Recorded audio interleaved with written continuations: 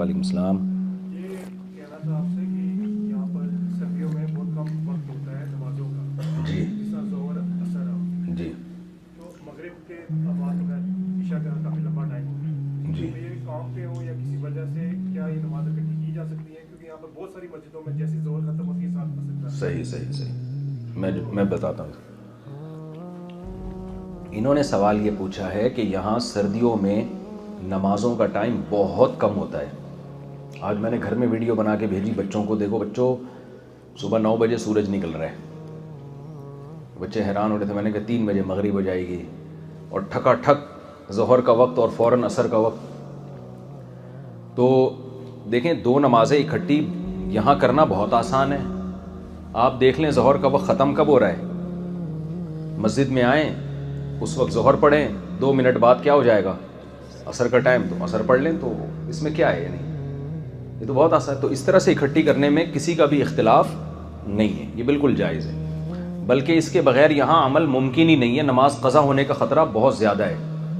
جس طرح کام پہ ہو یا کوئی اس طرح وجہ ہو تو ہم کر سکتے ہیں. کام پہ نہیں بھی ہوں تو بھی کر سکتے ہیں، کیونکہ اتنا شارٹ ٹائم ہے نا، یہ نہیں ہو سکتا. یعنی کیسے آپ اب یہاں لوگ، ہم نے بھی ظہر پڑھی فوراً تھوڑی دیر میں عصر کا وقت داخل ہو گیا. اگر نہیں ہوتا آپ لوگ گھر جاتے تو پھر تو آنے میں عصر قضا ہو جاتی. لیکن جس طرح گرمیوں میں بہت لمبے ٹائم ہوتا ہے جی نہیں، اس میں نہیں، بغیر کسی عذر کے نہیں. نہیں کیونکہ انجینئر صاحب نے نہیں.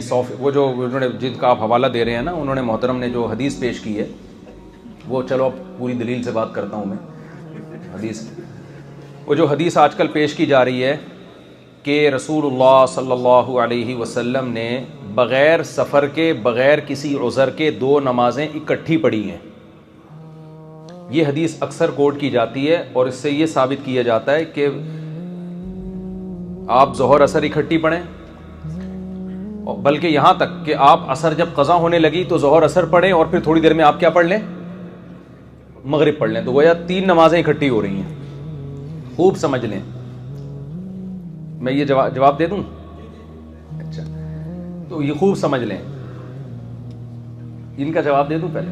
اچھا، تو یہ بات خوب اچھی طرح سمجھ لیں کہ کبھی بھی کسی ایک حدیث کو دیکھ کر فتویٰ دے دینا، یہ انسان کے پرلے درجے کے جاہل ہونے کی علامت ہے.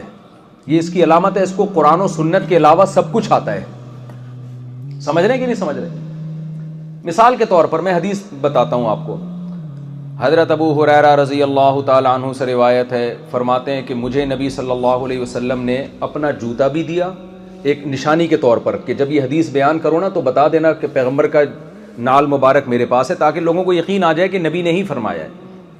اور وہ دے کے مجھے بھیجا اور کہا کہ جو بھی ملے تم سے راستے میں اس کو یہ خوشخبری سنانا کہ من قال لا الہ الا اللہ دخل الجنہ، جو بھی لا الہ الا اللہ کہے گا جنت میں داخل ہوگا. حضرت ابو ہریرہ خوشی خوشی نکل گئے. بھائی ان کی قسمت کے سب سے پہلے ملاقات حضرت عمر سے ہوئی. ان کی حضرت عمر سے انہوں نے کہا کہ حضرت عمر نے پوچھا کہاں غائب تھے بھائی؟ انہوں نے کہا میں نبی کے پاس سے آ رہا ہوں اور نبی صلی اللہ علیہ وسلم نے فرمایا من قال لا الہ الا اللہ دخل الجنہ، جس نے لا الہ الا اللہ کہا وہ جنت میں داخل ہوگا. حضرت عمر نے یہ حدیث سننے کے بعد ایک زور سے حضرت ابو ہریرہ کے سینے پہ دھکا دیا. حضرت ابو ہریرہ فرماتے ہیں فخررت علی استی، میں کولے کے بل زمین پہ گرا ہوں اور مجھے یوں کر کے گھما دیا کہ واپس چلو، واپس جاؤ. کسی کو یہ حدیث سنانے کی اجازت بولیں نہیں ہے. تو حضرت ابو ہریرہ روتے ہوئے گئے نبی کے پاس. نبی نے پوچھا کیوں رو رہے ہو؟ آپ نے فرمایا کہ یا رسول اللہ آپ نے مجھے حدیث دے کے بھیجا اور عمر نے میرے ساتھ یہ سلوک کیا. اب بتاؤ ہمارے دور کا کوئی آدمی ہوتا ہم تو فوراً حضرت عمر پہ فتویٰ لگا دیتے کہ یہ تو قرآن سنت کو نہیں مانتے. کیا خیال ہے؟ جیسی حدیث آ رہی ہے بجائے ماننے کے اس کو دھکا دے دیا انہوں نے. تو نبی نے پوچھا حضرت عمر سے آپ نے ایسا کیوں کیا؟ حضرت عمر نے فرمایا اذن یتکل الناس، یا رسول اللہ لوگوں کے سامنے جب یہ حدیث جائے گی لوگ اسی پہ اعتماد کر کے بیٹھ جائیں گے. لوگ سمجھیں گے صرف لا الہ الا اللہ کہہ دینا ہی کافی ہے، عمل کی ہمیں ضرورت نہیں ہے. حالانکہ آپ کی تو مفہوم میں بیان کر رہا ہوں اپنے الفاظ میں، آپ کی تو دوسری حدیثیں بھی ہیں. لا یزنی الزانی حین یزنی وہو مؤمن، لا یسرق السارق حین یسرق وہو مؤمن، جب کوئی چوری کرتا ہے تو وہ مومن نہیں رہتا. تو وہ جو عمل والی حدیثیں ہیں وہ لوگوں کے سامنے ہوں گی نہیں، یہی ایک حدیث ہوگی تو کیا مطلب، غلط مطلب سمجھیں گے. اس سے ہمیں اور حقیقت بھی یہی ہے نا کہ صرف لا الہ الا اللہ پڑھ لینا کافی نہیں ہے، وہ جنت میں داخل ہوگا. اس کا دوسری حدیثوں کو جب آپ سامنے رکھتے ہیں تو اس کا مطلب کیا ہے؟ جنت میں داخل ہوگا سزا کھانے کے بعد داخل ہوگا، یا یہ کہ لا الہ الا اللہ اپنے تمام لوازمات کے ساتھ پڑھے، جو اس کے تقاضے ہیں اس کو بھی پورا کرے وہ. یعنی جب کوئی کہتا ہے کہ میرا معبود اللہ ہے تو اس کا مطلب آپ یہاں آئے، آپ مانتے ہو ناروے کی گورنمنٹ کو، میں مانتا ہوں کہ یہاں کی حکومت ہے، پھر آپ لال بتی پہ سگنل بھی توڑ رہے ہو، آپ ایک قانون، تو گورنمنٹ کہے گی بھائی ایسا ماننا نہ ماننا کیا ہے، برابر ہے نا، تو تم مان کے کیا ہم پر احسان کر رہے ہو؟ صحیح ہے نا. تو ماننا اپنے لوازمات کے ساتھ. تو لا الہ الا اللہ کہے ان تمام تر لوازمات کے ساتھ جو مسلمان پر لاگو ہوتے ہیں، اس میں نماز بھی ہے، اس میں زکوٰۃ بھی ہے، اس میں جھوٹ سے بچنا بھی ہے. تو اس حدیث کو ہم نے مفہوم بیان کیا دوسری حدیثوں کو سامنے رکھ کر.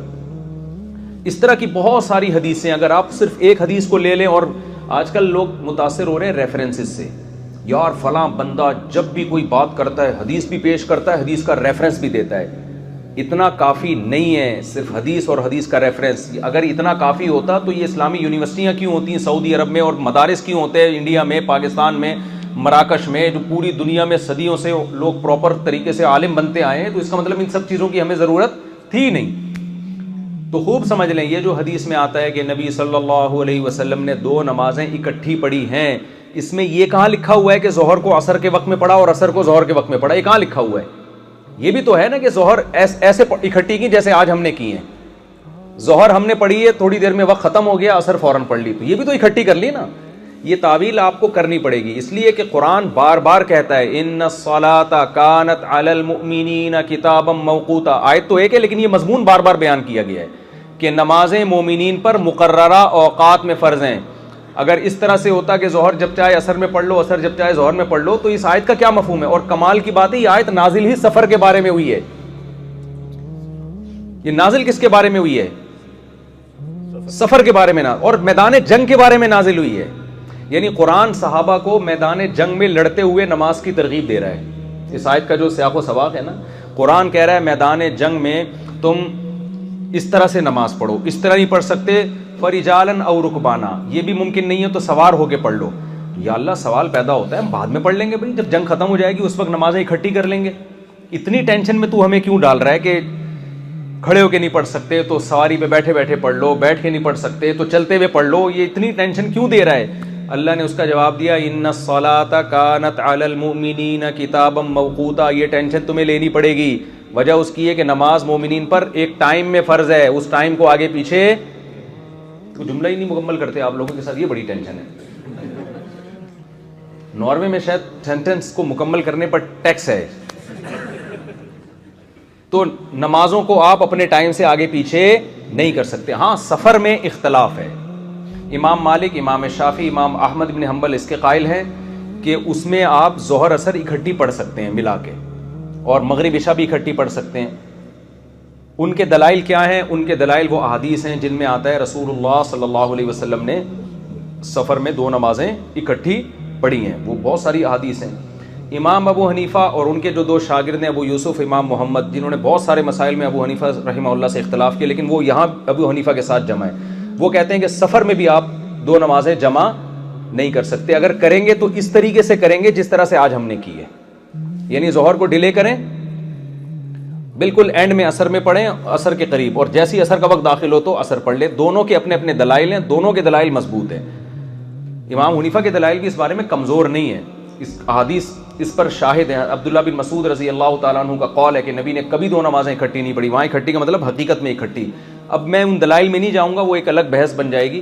تو لیکن 3 ائمہ اس طرف ہیں کہ بھئی 2 نمازیں ظہر سفر میں اکٹھی پڑھی جا سکتی ہیں. لیکن ان تینوں اماموں کے نزدیک بھی یہ کوئی افضل کام نہیں ہے. یہ خوب سمجھ لیں، افضل یہی ہے کہ وہ بھی یہ کہتے ہیں کہ ہر نماز اپنے وقت پہ پڑھی جائے سفر میں بھی.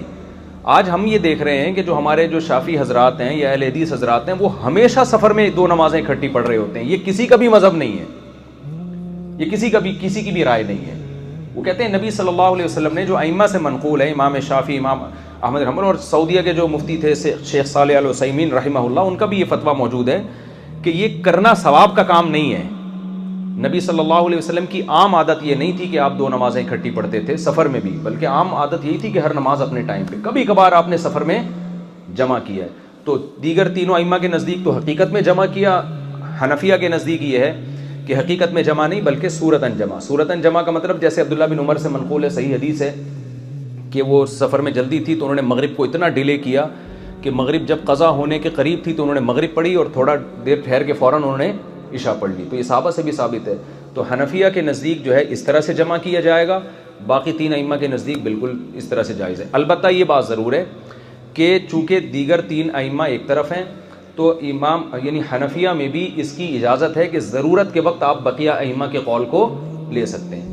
وہ ضرورت کب ہوتی ہے؟ میں ابھی جب آ رہا تھا پیرس سے ناروے کی طرف تو ہماری جو فلائٹ تھی وہ 1:30 بجے کی فلائٹ تھی. اب 1:30 بجے جب ہم یہاں پہنچ رہے تھے تو یہاں مغرب کا ٹائم شروع ہونے والا تھا. تو ہمارے پاس جہاز میں عصر کا ٹائم آ رہا تھا اور جہاز میں کھڑے ہو کر پڑھنے کی اجازت نہیں ہے.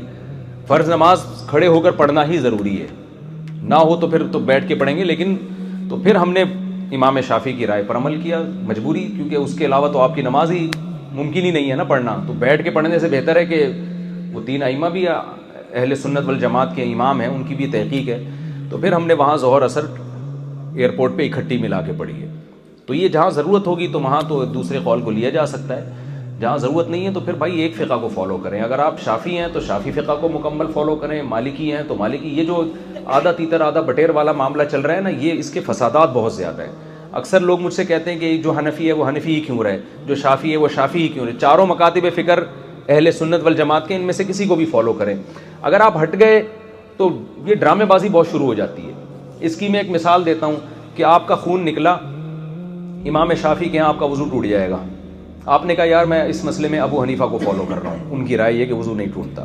تھوڑی دیر میں آپ نے بچی کو اپنی پیار کیا, امام شافعی کہتے ہیں عورت کو ہاتھ لگانے سے وضو ٹوٹ جاتا ہے. آپ نے کہا اس مسئلے میں کس کو فالو کر رہا ہوں. تو یہ دین جو ہے نا ایک اچار اور چٹنی کا وہ بن جائے گا, ٹھیک ہے نا. تو اس لیے آسان راستہ یہی ہے کہ آپ کسی بھی مکتب فکر کو فالو کریں جو اہل سنت والجماعت کے ہیں, کسی دوسرے پہ طنز نہ کریں. اور جہاں ضرورت ہوتی ہے تو وہاں تو علماء خود اجازت دیتے ہیں کہ ٹھیک ہے بھائی یہاں شافعی مسلک کی, ہم حج میں بہت سارے مسائل پر سعودی علماء کی رائے کو فالو کر رہے ہیں کیونکہ وہاں فقہ حنفی پہ چلنا بہت مشکل ہے.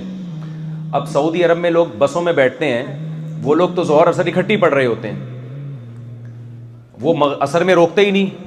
اب وہاں حنفیہ کو یہی بولتے ہیں بھائی اب یہاں اسی رائے کو فالو کرو, کیونکہ ایسا تو نہیں ہے کہ حنفیوں کے لیے الگ بس چلائی جائے اور شافیوں کے لیے الگ, ہے تو ایک عجیب سی چیز بن جائے گی.